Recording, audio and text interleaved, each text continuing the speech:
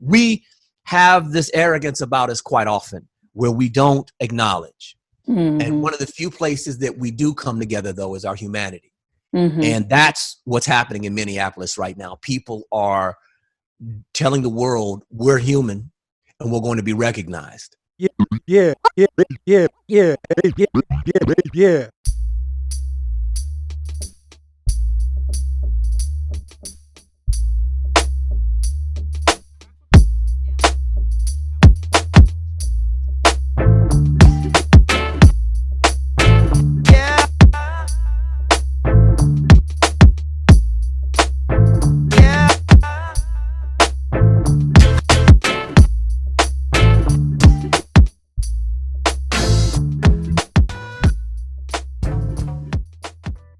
I'm speaking to Brandon Bowlin, activist, comedian, citizen journalist who has been doing a hell of a job covering the Rona,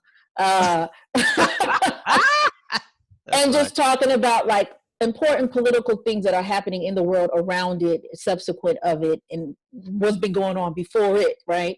He also is a Peabody Award winner, Image Award winner, producer from LA, Dehami.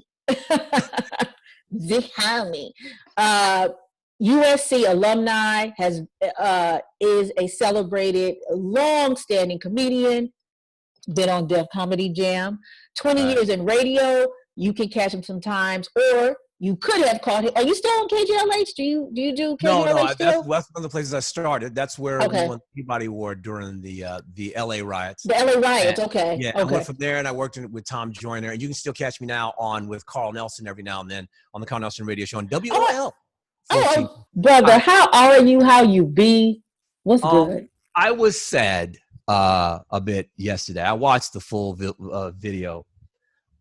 We all have our pressures from our families and our life. And one of the things I try to do in my show, in my live stream, is I try to end.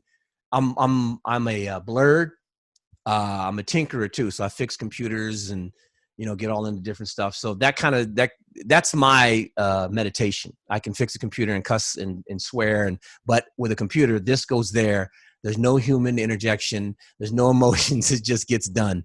I'm able to do that. I like to show those kind of things. Also, I show good stories, stuff that I'm very curious about. I would show you have a great laugh. You're a beautiful sister. You're out there in the world doing the things. You could be somebody. You from LA. You could be somebody that any young sister can look up to and say, I can go around the world and still be who I am and do what I got to do. So when I see these kind of things, that lifts me up. I'm doing well. I'm not perfect, but I'm doing well. And I think that's the best that as long as we can take one step in front of the other to do that, we'll be all right.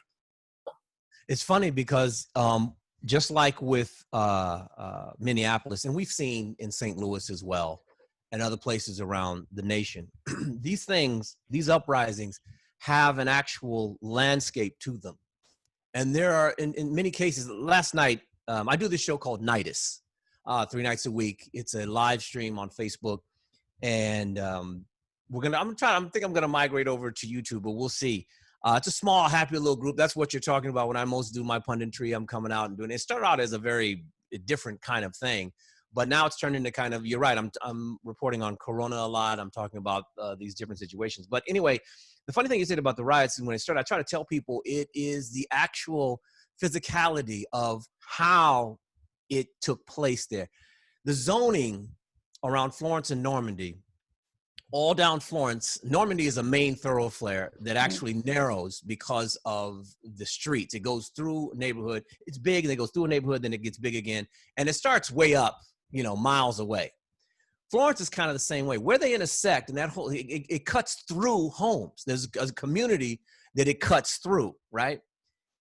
The zoning over there makes the street big, makes it wider because of the business zoning that your friend would have been living by at that time. It's one of the few places in LA that if you actually step outside, and some of those homes actually have porches. It's really a trip. They in LA, it's not rare for the A-frame houses, but for the homes like from the late 40s and 50s, they don't have that. Yeah. But this is one of the few places in those neighborhoods that have porches. You could stand on your porch and see what the fuck's going on down the street. And that actually added to the situation because people could look out we didn't have social media that we have today. They could look out their door to see what was happening and gather. That's why that place. It's a trip when you think about it, because it's almost kind of a coincidence, but that's why it blew up the way it did, because immediately they saw what was going on and they came out of their homes. Right. It wasn't like people were coming from down 6 blocks over. Somebody put out the whoop, whoop, the call or some shit. They literally looked out of on their porches. If you don't have those porches, they can't really see. It's hard to explain to people, you know, there's Pueblo buildings and these different buildings. And then I tried to explain to somebody the other day, you know, where they asked me about Crenshaw and the riots in the 90s. I said, well, did you see the movie Training Day? There's an actual street that they shot that in where Denzel's character actually lived in. It's a cul-de-sac up off the street called Buckingham. Yep. Which is 2 streets. Oh, yes. The jungle. Crenshaw. At the time, Crenshaw used to be this main thoroughfare that was through the hood. There's a black gathering place. We used to cruise. We used to stop. We used to have car clubs. And there was gang shootings and, you know, gang, all this other stuff that was going on. Well, that's blood territory. Baldwin Hills is just up the street. These people got big palatial homes. 2 of them, one of them was used in John Singleton made Rest in his series called Snowfall. I mean, yeah, that's right. You're true. Backyard, you can see all of the LA. Beautiful homes. Yeah, and right, and like literally less than a mile away, you got people, you know, making twos and fews selling dope. Well, that can't exist. That's not going to last long. And the same thing is going on right now with people who are eking out a living and no money left. There are people with no money left. And I'm saying that I go into the stores now and they've calmed down. There's toilet paper on the shelves now out here and there's all this stuff going on. That's because, it's not because, you know, everybody's kind of like, okay, let's calm down. It's because there's nobody in the store left that got money that can buy anything. You know, it's coming to a head. So what you're seeing in Minneapolis is, I believe, the first couple of fuses being lit for an entire social upheaval. Right, and I'm glad we segued into that, because I think that this conversation is important to provide a context about, you know, the civil unrest, the protests, the demonstrations that are taking place, because I'm seeing very similar language or kind of thinking about what went on in Ferguson, what went on in the LA civil unrest, even what went on in the 60s. I remember I was ready to go and wow out. In 1992, I was 16, I was in 11th grade. And my father was outside and we were watching, you know, you could see the whole, like, the 360, fires, smoke everywhere. And my father, you know, he had been through it when the riots of the hot summers of the 60s, the riots and all that. And he says, you know what, let me tell you what's going to happen. They're going to burn all this shit up. There's nothing's going to happen. And they're not going to have any food. They're not going to have any stores. And the government's not going to give a fuck about them. You know, so you just sit your ass here and you watch it play out. Right. You know what I mean? Because this is something, you know, that has been, you know, that has done. And I was thinking today, you know, I'm glad I got that wisdom and understanding. At the same time, though, I do understand the rage. Please, could you provide an understanding of why did George Floyd be the fuse to ignite the bomb? Well, these things are you know, they're broad and they're also local. Now, just to give you a little bit of background, in Los Angeles, there was a buildup. There was a couple things that occurred. Just to tell people, to really have them understand around the world, Black people, the Afro-American diaspora in the United States, we don't just blow the hell up for no reason. We don't just tear up cities. I know it seems like that, and you get these trail of cities but if you think about it, think about how far apart they are. What do you see before those things happen? How many deaths for every death you do see, there are several others that you don't see. Death by police officers, okay, where we're supposed to be protected by the law, even if you're a criminal of some sort. Once you're subdued, you're supposed to be protected by the law. The whole purpose of the Constitution, especially the amendments, the first 10 amendments, the Bill of Rights that was added, was so that the common person had a voice and protections from the powerful through the law. Okay, So I'm saying that to say that when you are in a situation and you're being arrested or you still have protections. It's not like you're just treated like trash. What happens is the individuals at that tip of the spear, so to speak, try to take the law into their own hands. And you saw it with the brother who was going to be arrested in the South that time, when the cop shot him 9 times. There were nine bullets, and killed him with 3 while he was running away. Even running away, he's protected by the law. That's very important to understand. Mike Brown, Ferguson, protected by the law. You're supposed to be. So what happens is you have this dehumanization that runs through our country, which is the white supremacy through the idea of policing. And when that goes down, when those type of things go down, in order for an uprising to occur, other things have to exist. I wouldn't say that he's the fuse. He's one of them. But in LA, just to mirror it, there was a buildup of certain things. There was this sister named Latasha Harlins who had gotten into an altercation, who was about your age at that time. We were the same age when she died. Okay. And she got killed at a grocery, a liquor. Well, we call them liquor stores, but they're like mini marts. Yeah, it's a liquor store. Yeah, liquor stores. What we down call the street from Washington, where I went to school. Yep. Exactly, down the street. She's right down the street. Mm-hmm. It was a Korean-owned liquor store. Mm-hmm. A great deal of tension because in the Black neighborhood at that time, we seldom had marketplace landscape. We seldom were the actual owners of these stores, of these liquor stores, okay, these mini marts. And it was seldom Black people in the community. That means money is leaving the community. Now, not too far for people to understand, not too far away from that, the epicenter of where that was, is a place called Koreatown. Now, the Koreans, in their own right, I'm generalizing here, they ain't like the Japanese or the Chinese. They have a merchant situation going on. They have banks from Korea that often back them for their endeavors and their enterprises, in these communities. And I would say that their gangs are as violent as many gangs around them. They're surrounded by gangs, Latino gangs and Black gangs, and that's a thing in LA. I'm not getting too far off the base. What I'm trying to say is I'm trying to give you kind of a landscape of what existed at that time. Now you have to add economic pressures. No jobs. You're looking at, out of the 80s, there was a big recession. It didn't get any better. So now you have youth sitting around. At that time, I was actually working out of this gym that's still there called Black Diamond's Gym. Black Diamond's Gym is right up the street from where Nipsey Hussle grew up. And that whole culture there. They're all Bloods around there. There's all community on there. But the thing about it is it's an intersection where different people came. It's like almost, okay, here, we're not going to have any trouble. Okay, this is going to be the Casbah. This is Casablanca. We're not, people going to mix. So there were Bloods and Crips, and people just got out of jail. People had been out for a while, and we were just lifting weights. But I could sit there and hear what was going on. They would talk about it, and you hear the same things. A progression of Latasha Harlins being shot in the back of the head by that store owner, and that store owner getting off. That was the main thing. There was a young brother who was killed up in Hahn Park. He was mentally disabled, shot 9 times in the back. They said he had a gun. All of a sudden, a pristine gun was found in the lake near where he was shot. People said he wouldn't own a gun. He wouldn't even use one. Okay. Then you had the Rodney King tape that came out. And then the cops weren't even, they were excused. They didn't even go to trial. Right. So these things, along with those other pressures, created this powder keg, which exploded in many different ways. At first, it started out with this protest and the anger and this release, and then it went into a broader thing. Same thing happened in Ferguson.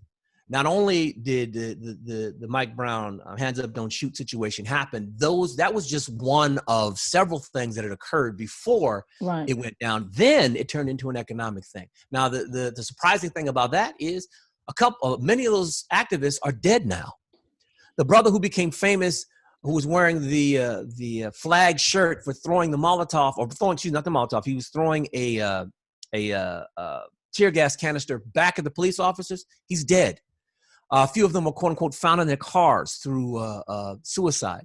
Okay, those kind of episodes keep the motion going for the next thing.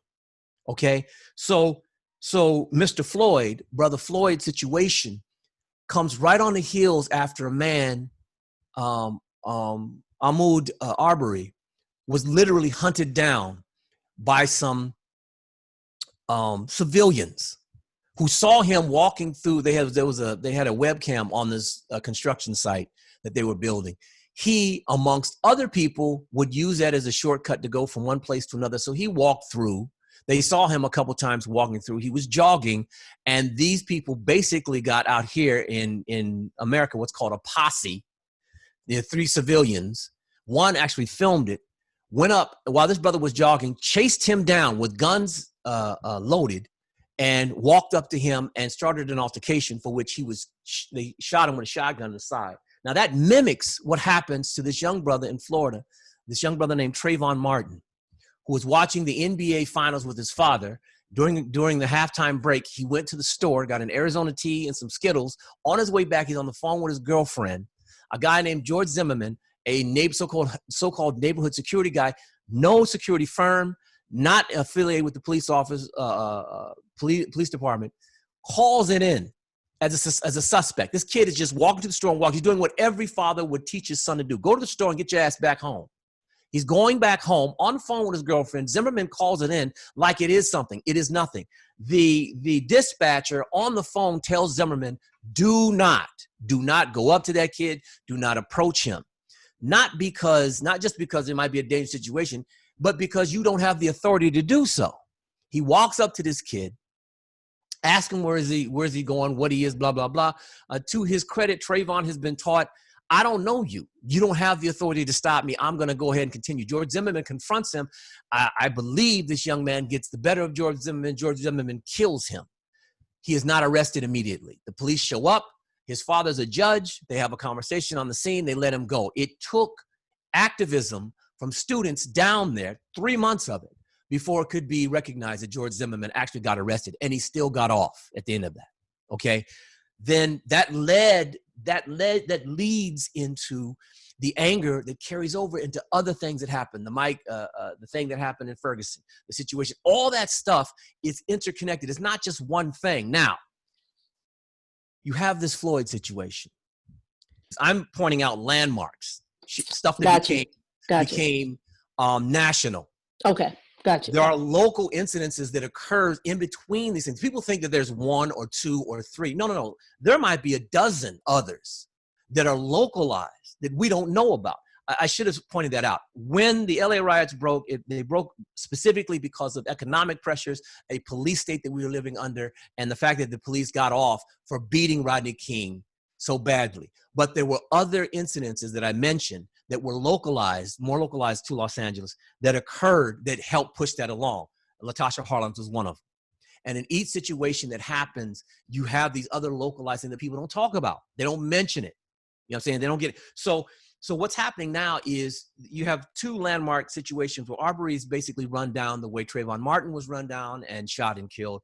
And then you have this man who is basically throttled to death with a knee to his throat for 8 minutes, mimicking what happened to Eric Garner on the streets of New York. And I think most of those cops got off as well.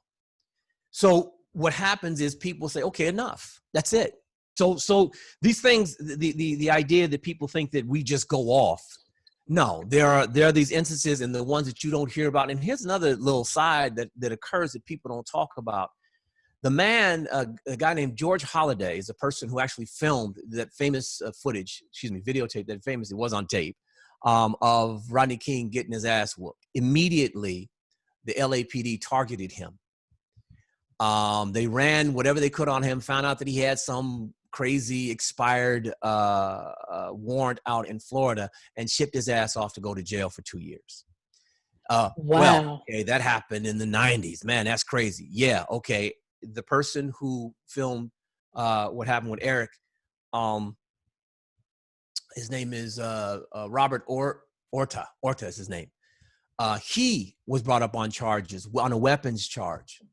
This is only a couple years ago by a police department going after him for recording that and showing I Can't Breathe. He actually recorded it. He put it out there, and they came after him. Now, the one thing that might be different is this situation. I don't know if you have seen it, if you've seen it yet. I think his name is Donald Williams. That's the brother who recorded Brother Floyd being choked to death. He's on a Cuomo show, and he gives this remarkable interview. And I hope they protect him. I hope they keep him, because police departments have a way of retaliating against the people who show us what's going on. He's the one that recorded. If he had a lot of people, there's a big debate about whether or not you should bring your phone out or do something. I'm more of the do something crowd, but I think it's very important that people pull their phones out. I think it's most important that they pull their phones out, and especially now, because I can't be out there with the brothers and sisters that are out there that are protesting now. I can't, and it's breaking my heart. But at this particular time, COVID is real, and I think it's right now better for people who have bigger organizations where they're backed by better insurance situations, and if the reporter whatever could come down with something, they can be handled, rather than me adding to less bed space. And I have a very big fear about that with the young brothers and sisters that are out there. I hope they're being as safe as they can. You can't possibly do it. I got to tell people that when you're in a protest, when you're activizing, protests are moist events. I mean, there's people spitting and yelling, crying, and all this other shit that's going on. Yeah. And it's real, and that's what they're about, and you have to know that. The whole point sometimes for some of them, I said there's a protest and there's demonstrations, and there's call to actions, and those are all kind of parts of protests. And one of them, the more permitted ones are put together. Those are the ones that you actually make plans for. I've been to many over 30 years. I've been doing this for 30 years. So you go to them, as small as 7 people, 8 people, as big as 1 million. And if they're planned, they're a different situation than people just saying, come on, let's get out there. You need to know where you are when you do that. And you also need to know that you could be arrested. And right now, being arrested means that your COVID, the chance of coming in contact with COVID shoots up dramatically. So you have to think about that before you go out. So I'm pretty sure these people are doing the calculation. And for them, you have to think about what state of affair are they living in where that makes sense to get their ass out in the streets even now. Well, what type of arrests have there been? I haven't heard of any necessarily arrests that have taken place. Well, there's the risk of arrest every time when you go out to protest. Right. Yeah, that's what I'm saying. There's a risk of arrest in certain, especially the non-permitted kind, call to actions, which are legal to a certain extent. Now, in Los Angeles, I have to bring this up. In Los Angeles, especially where they protested down by the Federal Detention Center, which is a 10-story tall building. It's usually where they keep most of the ICE detainees. In that section, we have a bunch of black ICE areas around LA. We just found out about 2 years ago. We didn't know we had, but in this facility, this is the known ones, the ones that are going to go to the court or go to trial, because the federal courthouse is right down the street. But it's in a very small space. It's off the street called Alysso. If you go to my Twitter account, Brandon Bowlin on Twitter, you'll see in the background of my picture. First, you'll see this. You'll see that's my logo behind me. Then you'll see this picture of these people standing on an on-ramp, and there's a 20-foot wall behind them where they're standing on. That's the street behind that is where they are. Okay, it's a very small street, can be easily blocked off by the police, where you can be what's called kettled, which is when the police make these basically military moves, and they get into a position and they swing one arm over during a protest and literally force you, if you're, running or starting, they start to move everybody and panic them, and they force them into one direction where they all can be caught and arrested. I've seen this happen. I've been part of these things. I've escaped 2 of them.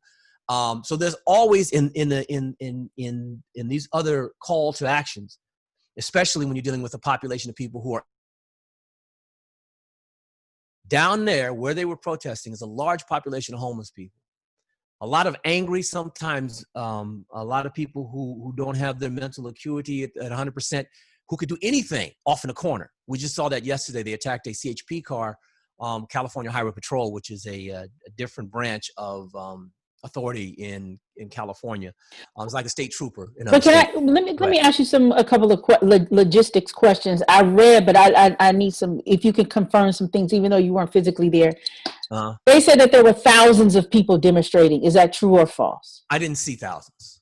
In that area where they ended up, well, what I saw, on the drones and the helicopters they had with the news agencies, possibly about 300 by the time I saw it. Now, there could have been offshoots of 300 here and there on the sides, but that area doesn't care. You don't see 1,000 there without knowing there's 1,000 there.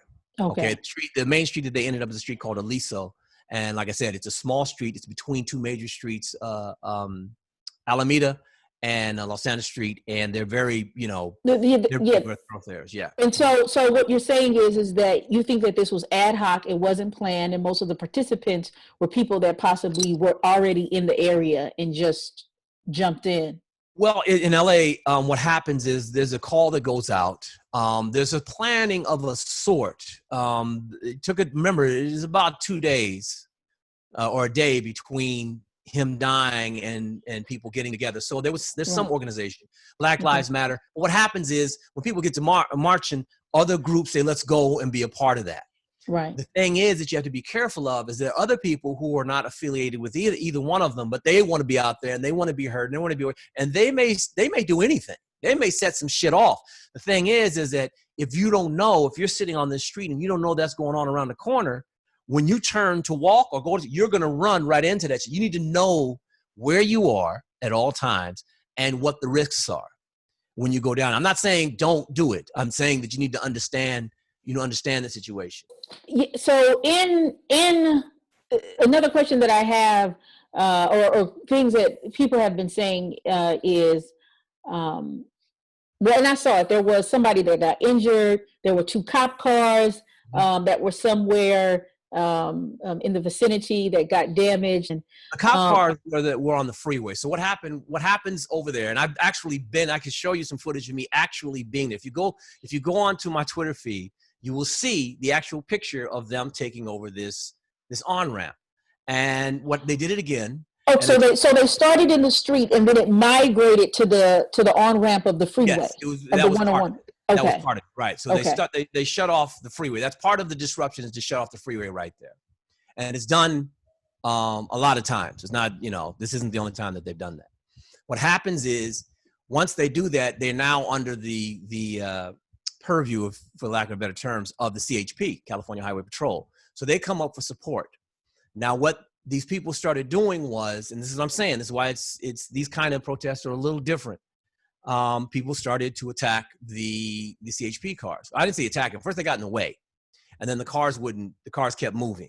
That's what happened, because they were trying to block up the freeway, and the cars kept moving, and the cars wouldn't stop, and then people got pushed and shoved, and then they attacked. One guy held on to the back of a CHP car. A window got broken. The car took off, and the guy fell. They didn't run him over. It's clear on that. I'm just being real about it. And so he hurt his head, but you don't know who these people are. I doubt that these people that were in that position were any part of organizing thing, because organizing is very difficult. You have to be trusted as well. And to keep trust with your people, you got to make sure that this kind of craziness, where they may not have intended to go to jail. You see, it's one difference to say, okay, I'm going to go to jail. Today I'm going to jail, get ready to bail me out. Here's my, I'm going to keep my kid for a week, blah, blah, blah, blah, blah. If you know that, then that's a different situation. If you plan for that.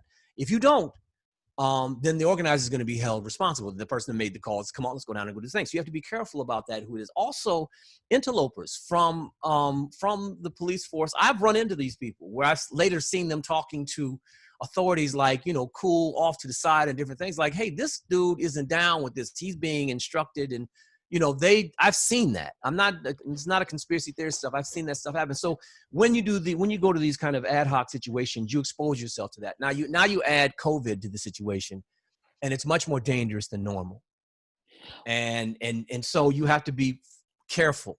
I understand tying up a freeway in Los Angeles is a very drastic thing. It's very drastic. Yeah, because there's a lot of things that can go wrong, and it's very dangerous too. Absolutely. Because they will run you the hell over. Exactly. There's a lot of commerce. There's a lot of time. There's a lot of things connected to freeways in Los Angeles, and people, they lose their patience immediately. There's a lot of road rage. Yeah. Exactly. Yeah. So for them to do that, that's something that's a tactic that's used all the time. And I'm not against, I'm just telling you the reality of it. when the CHP come up, they're trying to diffuse that situation. You want to be heard. You're trying to keep it clogged up. You have to make your mind up where you're going to stand. So and go ahead. I have a question though, and this is kind of like, I might be walking back a little bit, but I'm really interested in understanding, or like you were talking about these economic, and this is related to COVID as well, these economic pressures before all of the civil unrest in the past. What has been going on in Los Angeles for this protest to occur? You know, I know it is residual from what George Floyd is, but tell me about these economic issues and pressures that have been bubbling up before, or even more so, or however it is, because of COVID-19. Microeconomies in some of the neighborhoods that you and I just talked about. We just reminisced about Leimert Park, for instance, and that was the heyday of blackness. Anybody saw this show called Brandy? At the beginning of the show, there's this fountain going on, and all these black. No, it's Moesha. Brandy show. I know you know Moesha. I actually was on a show called Sister Sister. I play a really cruel cat. All right, so the thing is that at the beginning of her show, there's this fountain and this shot where all these people are, these brothers and sisters are hanging out. That was kind of a mecca for that day for black folk. The place you were talking about where this, all this blackness and this culture was connected. And it was this one spot where you could go there to 2 a.m. You hear jazz, and they had this thing called the Hip Hop Fellowship at Chaos Network, where they did freestyle rapping rap battles in the place, and then later on up to like 3 or 4 hours in the parking lot battling each other. I mean, just this whole chess, people playing, jazz going on, shit going on, and that is all gone now. The park still exists. A few vendors are left. The community is not there anymore. Most of that part of Crenshaw has been bought up or vacated to be bought, because it's supposed to be a train stop there, and quote unquote investors have come in, and none of that exists anymore. And a lot of people are getting out of Leimert Park. A lot of black people are getting out of Leimert Park, which is actually one of the last, strongholds of black communities. So what happens when they leave? Commerce leaves with it. So when you have commerce leaving with it, when you have job opportunities leaving with it, when you have the people who create jobs and some of the great talented people who are in those neighborhoods, when they go, what is left but this big old gap, right? Okay. 3 years ago, one of the protests I was in, one of the things that I wanted, it wasn't a protest, it was a meeting that I went to in regards to immigration. They put up a graph showing the earning power of people in Inglewood and in Leimert Park all the way up to Wilshire. And they were showing how it decreased in the last 10 years, from 2000 to about 2010. It had decreased by like $5 or something like that. Oh, you say, okay, that's not much, but what jobs are left open? Administrative jobs, city jobs, and that's about it. Populations are dwindling in certain areas. They're bigger for like Latino populations, but some of the other populations are dwindling. People could not afford to live in the neighborhoods that they served in. So you have economic angst. Okay, COVID hits. Everything shuts down in California and in Los Angeles. They're talking about $1,200. That's how much they supposedly gave us in a month. From a month, $1,200 per month. Canadians, I believe, are getting $2,000 per month for 6 months. People literally ran out of money a month and a half ago. So if that was your last check, and that's last check, and you don't have much savings, if you got sick before this time and had this huge bill, if somebody in your family died and you had to bury them, you are not only broke, but you're in the red. So we're not even talking about the evictions that are going to occur. Well, I thought the question I was going to have in terms of like housing, I thought there was some type of referendum or something that protected you. I'm just going to, let me get to this point. We have a population of what I think is, they said it was 60,000. They've done a new census. I was supposed to be, now this is such a trip. I was supposed to be part of the new count. I got sick last year. I thought it was just a flu. I hope it was just a flu. I wasn't able to go on the count. So I think there's about 100,000 homeless in Los Angeles. That puts this huge amount of pressure on public services, you know. So when you say COVID people wash your hands, you know, 3 times, where's a homeless person supposed to wash their hands? When, you know, so now you have this thing that is going on that is powerful, but it's connecting to these other things that have been going on. The homelessness has been going on for quite some time. I mean, for almost a decade, it's been growing and growing and growing. So where are these people supposed to go? What are they supposed to do? And when you ask me about the economic pressures, imagine somebody in college coming out 30 grand in a hole with no job or prospects to pay. So now you have young people out here who are supposed to be the ones that did everything right, and there's nothing available for them. Then you have the high schoolers, 11th grade. You're pretty cogent at 11 to make moves. You were trying to get out there when you were you had your fist up in the air ready to, you know, do something. 10th, 11th, 12th grade, there's no class now. So now you have a population of people that are available to be foot soldiers in this situation. And the economics of it all is that it's all collapsing. It's literally folding in on itself. And so when people don't see prospects, you know, a man named Richard Fulton, Fifth Street Dicks, he had a jazz club down in Leimert Park, once told me, he says, nothing more sadder than a young man without dreams and an old man without memories. And if you get a bunch of young people together without any thought of the future, they say the here and now is what's most important. And that's when fires start. That's when I'm going to go in that store and get mine. That's when the thing is, fuck the police, fuck the authorities, fuck this. And then you have a moron in the White House. This is the most important part of it. The fish rots from the head. Everything that we're seeing can be directed by a person who is willing to exploit the idea of white supremacy in the United States of America at a drop of a hat. At a drop of a hat. And so that gives signals and sends signals down to and through all the situations. We're a blue state, but we have morons, you know, south of where I live, down by Disneyland and Huntington Beach. Huntington Beach ain't nothing but between LA and San Diego. They think they're special, but it's where rich white folks live, and they're protesting to go to the beach. They were protesting to go out in a pandemic. But what they're really protesting is to be served in a pandemic. They're protesting that people I understand this. I understand people got to eat. I understand that they ain't got their money, and I understand that they're broke. And I'm not telling people that that's the best case. I don't have all the answers, but I can tell you that the longer this shit lasts, the longer you're gonna have to stay in the house. And if you say, well, I need to go make my money, I got to have people that want to come to my shop and come to my hair salon and stuff. Fine. They'll come there until everybody gets sick. Then what you gonna do? So the most important thing is that we can get the numbers, trace, and do what we got to do, and you can lock in, and the government should be supporting that, but they're not.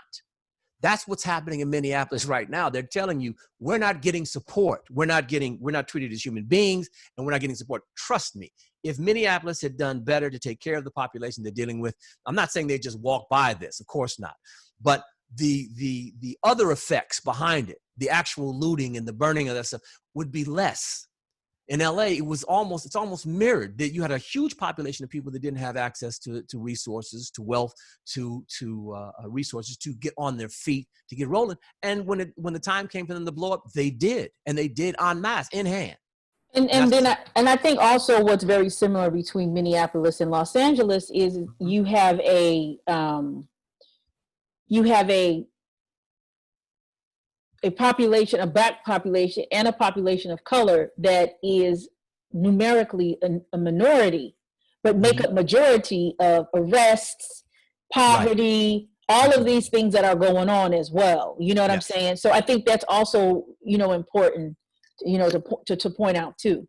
What's little left of us of our strength in many places, including Los Angeles and around Los Angeles, is still making up a huge population of people who are being abused, are being police abuse, or being arrested, especially now with COVID. These arrests, you've heard about these reports in the United States of America. Basically, many of our prisons are becoming death boxes, because now that they're finally testing a lot of the prisoners, they're finding out that it's running rampant through the prisons. And so if you go to not just jail, but if you get sentenced to prison, if you're in the midst of being sentenced to go to prison right now for years, there's a high probability you're going to come out COVID positive. Now, I'm not going to say you're going to die from that, but who in the hell wants to go through that? You know what I'm saying? I mean, the symptoms could be very, very small, but for the most part, look, in St. Louis for a particular time, most of the cases, I think it was 100% of the cases in St. Louis, just for a short period of time, of COVID and deaths through it were Black men. You know what I'm saying? Like that's happening. That's going on. And we're not even going to talk about, like I said, the micro economies that are evaporating before our eyes. You got breadwinners dying at 52, 53. Now out here in America, at a certain age, especially if you work for the city or the state, you can work at a certain time. You get this thing called vestment, where you add to your retirement and the state or the fund that you're connected with adds to your retirement as well. So what's going to happen is once you retire, you're able to spend Social Security plus your retirement. And then when that number runs out, whatever that number is, then you get to spend the vestment. Okay. Now you have to build that up. They don't just give that to you once you start the job. Well, most of the time, the most of the jobs. Thing is that they only become really active in your mid to late 50s. They want you to work to your mid to late 60s. So they'll help fund that fund for maybe 10, 15 years, right? They really want you to work until you die, so you don't spend none of their money. Okay, but you're there, you're doing this thing. What about if you die at 53? Let me tell you what happens. The house that you bought 20 years ago that has 10 years left to pay off, which you and your wife or your husband can do and make it happen, that bill is still due. The investment that you made to pay in that house for that mortgage is still due. It may even have a balloon payment due, for the last 5 years, and then it can be paid off. It's in there. Well, guess what? They don't care if he died or she died. You can maybe file for something and say, maybe hold it off for 6 months, maybe a year. But if you don't pay for 90 days, they're going to start the foreclosure process. All of that wealth for 20 years evaporates immediately. Now, if this happens at the same time, which is what COVID is what I call a slow, dirty bomb, and you have 6 homes on a block that goes through this, you can say, okay, I'll do a short sale, and maybe I can sell the house, pay off the mortgage, and walk away with a little something in my pocket, and may dad rest in peace. Well, if 6 of those homes are going through the same thing, and you were the last home to buy it at the top of the market, you ain't gonna see any profit. Because if 6 homes are on the market at the same time during a pandemic, the price is just going to drop and drop and drop and drop. And the person who has the most money in pants is going to sell to get rid of that shit. And you're going to be left with no wealth. Now let that happen on block after block after block after block, and you'll have a collapse in some of the Black families' economies that are going on. And I'm talking about Houston. I'm talking about South Carolina. I'm talking about Memphis, Chicago. This is what's going to happen. You dig? You're a lot more vulnerable in the United States. Right. And it's really, and I just wanted to say this, and I'll let you have the floor, is that you're talking about, Black people never even recovered from the 2008 crisis. And in particularly, I always say Black people never recovered from the 1992 civil unrest. You know what I mean? There are places still that did not open, or were, if they burned down, they were just leveled. So if you have like these, now you have a generation or two in from 1992, and hell, if you want to even count 1965 watch riots, throw that in there. Right. And a lot of those places right now that are around the watch riots, where a lot of Latinos live, you have economically vulnerable populations. I did a piece. I was asked to do a piece of during this anthology in Leimert Park, the last thing I was actually a part of creatively. And there's a side piece I called Side Streets. And it's a piece based on my conversations along protests, marches, and demonstrations and so forth, that I see that there are these little rivulets that occur between, it's just, they're political discussions. What to do next? Why are we out here? Blah, blah. And this happens all the time. When you do these, people get together, people want to say stuff. But I noticed there's a trend, especially the Black ones, between the older cats and the younger brothers. And I actually showed on my show one that popped up during a Hands Up Black Lives Matter march that happened in Hollywood, that happened to coincide with the release of the movie Selma. And these older and young brothers were having a conversation on what should be done. And the older brothers were a bit condescending in their conversations. Now, in my piece, I take an amalgam of all the conversations I've had and videos stuff I had, and I kind of break them down to a smaller point. And one of the characters, I play both characters, and it's an older cat and a young cat. And one of the characters basically says, you know, the fruits of your riots were about as empty as the lots you left burning. In other words, this young kid had grown up and seen all these empty lots.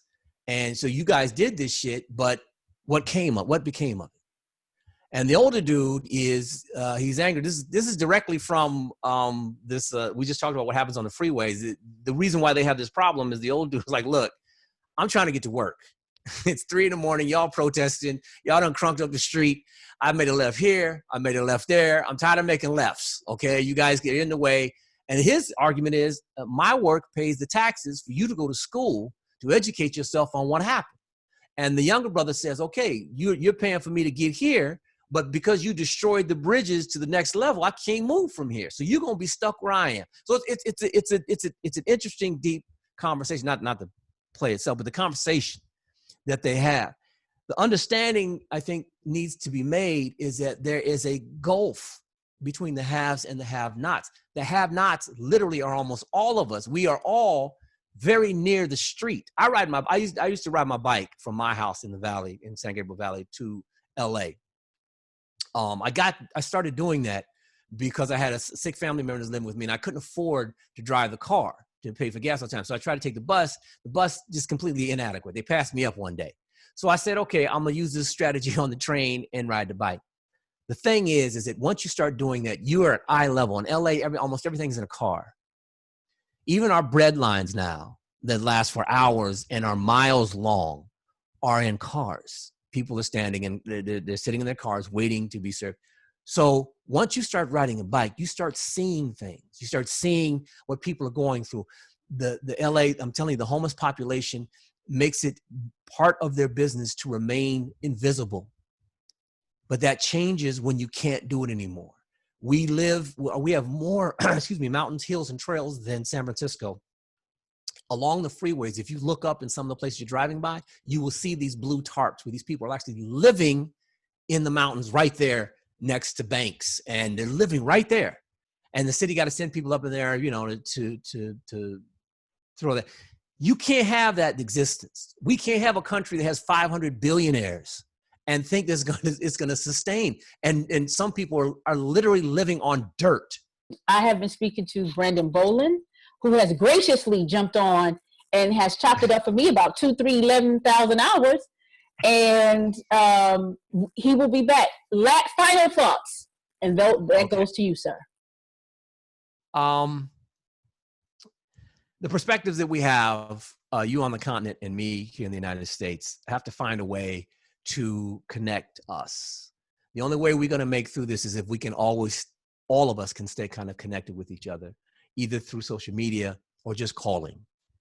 That question that you asked is so important. I didn't mean to make it sound, I'm not an emotional cat in that direction. So I'm the wrong guy to ask when you ask me how I feel, because I basically say, are there any potato chips left? Okay, I'm cool. We need to Are you a Virgo? I'm a Pisces, but it don't matter. I'm also an atheist, so. Oh, okay. I'm more into. Are you into Mars? I like the pyrite that's on Mars. Yeah. Okay. The idea is, I think that we need to stay in contact with each other to let each other know we're okay. It's going to be tough. So many things that we see is people can't watch that. You cannot watch, as a black man, George Floyd, his life being drained from him and not feel that as a human being. The thing is, what do we do in these situations? And we have to remind ourselves, I believe that it's important to remind ourselves that life and love and the loss of both of those things mean that both those things have value. And so hopefully we can all find a peace so that we can see those values in ourselves and the people next to us. And for that, I always say at the end of my show, strength be unto your mind and peace be unto your body. So you can find these things and sit in the space. And let's reach out and, laugh a little bit. We can still chuckle. You know, that's very important. Yeah, most definitely. Thank you so much. I have been speaking with Brandon Bowlin, and this is Arc Republic. I am Kaya Shivers.